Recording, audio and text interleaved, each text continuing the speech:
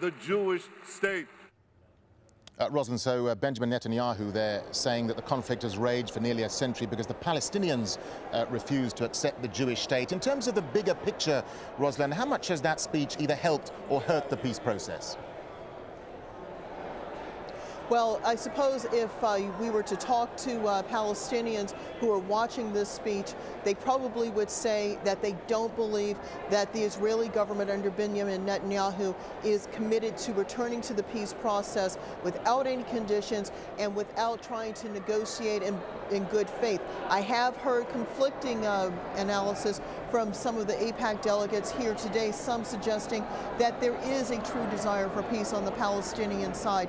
Joining me now to talk a little more about the Prime Minister's speech is Richard Sokol. He's a longtime delegate to AIPAC conferences. He is from the state of Colorado, and he had a lot certainly that he wanted to hear from the Prime Minister. Rich, thanks so much for joining us. What struck you most about Prime Minister Netanyahu's remarks this evening? Well, I was very taken by the upbeat nature of his remarks. I think today's remarks were a hope for peace for Israeli children, for Palestinian children. As he remarked, the conflict has been going on for almost 100 years now.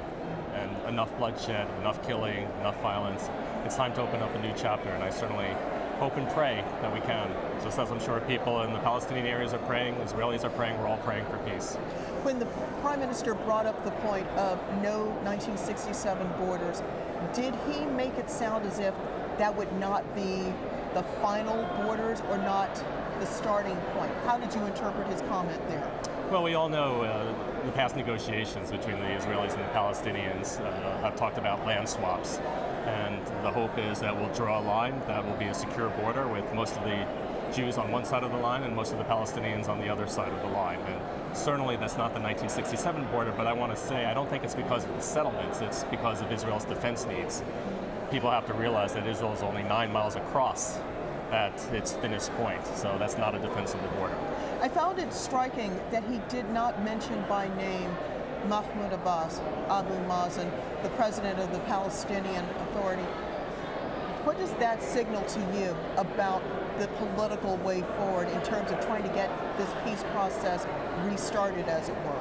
Well, I don't think I'd read anything into the fact that it didn't mention him by name. I'm sure Abu Mazen has made plenty of speeches talking about the Zionist entity and not mentioning Prime Minister Netanyahu. But I do think there is a real commitment to peace. There were pictures shown on the screen of Benjamin Netanyahu with Mahmoud Abbas. Clearly the two have a personal relationship, and obviously it's been strained, and this is one of those times, but they found a way to come back together in the past, and we certainly hope they'll do so in the future.